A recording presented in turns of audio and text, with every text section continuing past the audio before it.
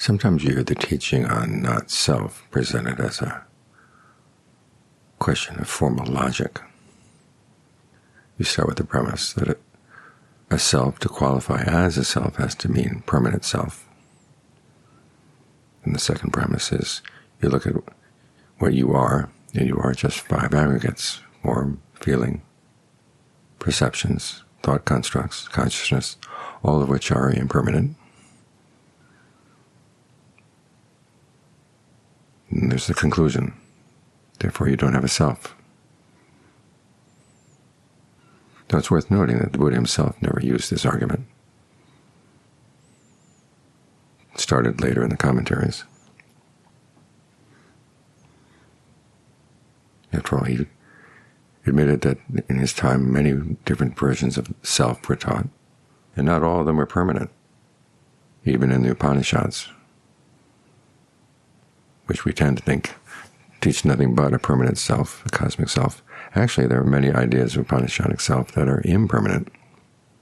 So if the Buddha was going to limit the meaning of self to permanent self, he would have had to explain why. He never did.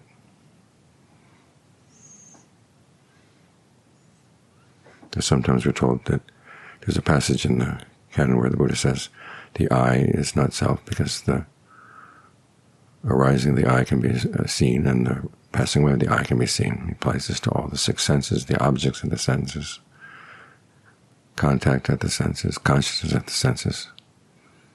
You can see these things arise, you can see them pass away. Therefore, they're not self. And the conclusion is then drawn, well, this means that for the Buddha, self must have meant permanent self. But that's not the case. If you see something arise, it just can't be yourself.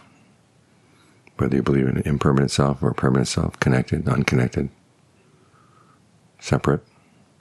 If you see something arise, it can't be you. You see something pass away, it can't be you, because you're there to see it arise, you're there to see it pass away.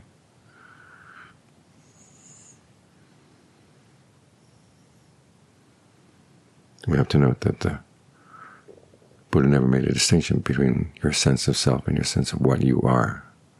Self comes down to the belief, I am this. And that can apply to all kinds of things. The main problem, though, with this interpretation is it really limits the force of the not-self teaching. It applies only to an idea as a permanent self. But what if you have an idea of an impermanent self? Are you still supposed to hold on to that? Are you still supposed to cling to that idea? And is there something special about the idea of a permanent self that makes it a lot more conducive to suffering than an impermanent self?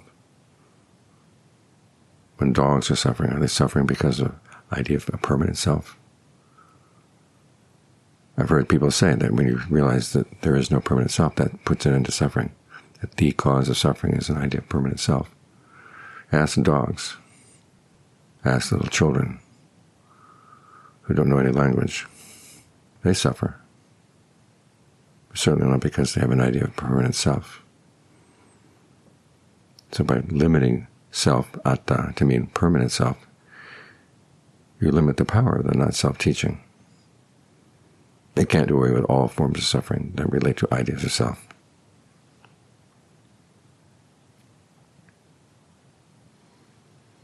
Now, there is an alternative way of looking at the logic of not-self, but it depends on a different kind of logic entirely. As the Buddha noted, even though he would say many, many times, the aggregates are inconstant, stressful, not self, he did admit that they do have their pleasurable side. As he said, if they didn't have that pleasurable side, we wouldn't have passion for them. We wouldn't delight in them. Now, passion and delight, that's the definition of clinging. And one of the ways we cling is to our ideas of self. We create a sense of self around the aggregates, either identifying directly with the aggregates or believing that we own the aggregates, or that we are in the aggregates, or the aggregates are in us. Otherwise, you may decide that you are your consciousness. Consciousness may be impersonal, but you can still identify with it, have a sense of self around it, even if you don't define it as a person. You may sense that you own the aggregates, in which case you might be a permanent owner or an impermanent owner. The idea of being in the aggregates You think of your consciousness as being in the body.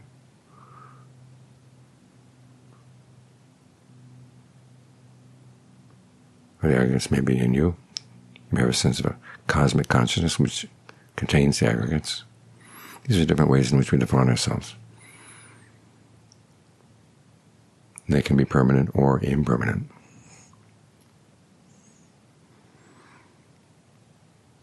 But we identify because we get some pleasure out of the aggregates. We see that it's worthwhile to identify with them.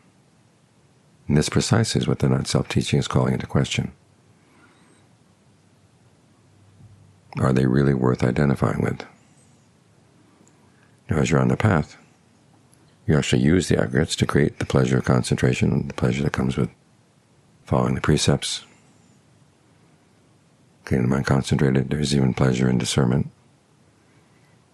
And there's an extent to which you do have to create a sense of self around this. This is why we have the saying the self is its own mainstay, where the Buddha says you have self as a governing principle. If you're tempted to fall away from the path, you remind yourself that you loved yourself, you wanted to put an end to suffering. If you give up now, do you not love yourself anymore? So the sense of self does have its positive uses. There really is pleasure that comes from this, especially when you master the skills of concentration. When you tell yourself, I can do this, and I'm going to enjoy this. That's part of our motivation for even for taking on the teaching on not-self. As the Buddha said, let go of what's not yours. That will be for your long-term welfare and happiness. So this is an extent to which the aggregates do provide pleasure, even on the path. Why you shouldn't reject them. You shouldn't try to do away with your sense of self before it's showed how useful it can be. But then there will come a point. You've gotten the mind as still as you can manage, at peace as you can manage, at peace as best you can manage. And there'll still be a sense of dissatisfaction, because there's something that is fabricated, something you have to put together. And this is where you have to think about the Third Noble Truth. The Buddha is saying there is the cessation of suffering, total cessation of suffering, the ultimate happiness that comes from letting go. In the context of that truth, then you can apply the perception of not-self even to the skills you've developed as a meditator. Now notice this teaching on not-self, and the logic in this case is you are held on because these things provided you with pleasure, but then you realize that holding on is getting in the way of a greater pleasure. That's the logic.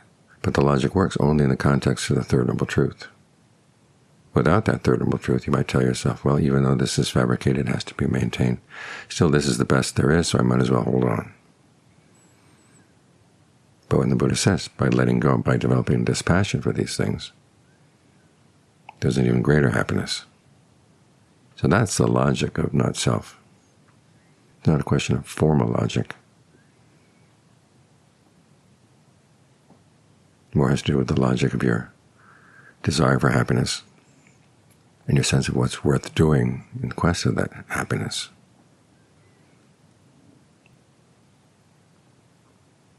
So it's best to understand the teaching of not-self in this way, because then it can apply to any way that you might cling to any sense of self, permanent, impermanent, connected, separate, whatever. The Buddha was thorough.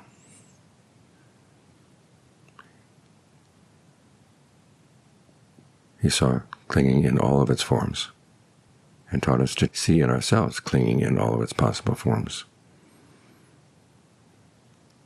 And then use this logic, the logic of wanting to find the ultimate happiness, to get past all that clinging.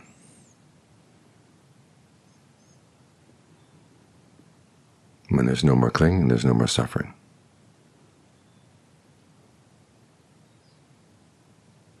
That's where this path is headed.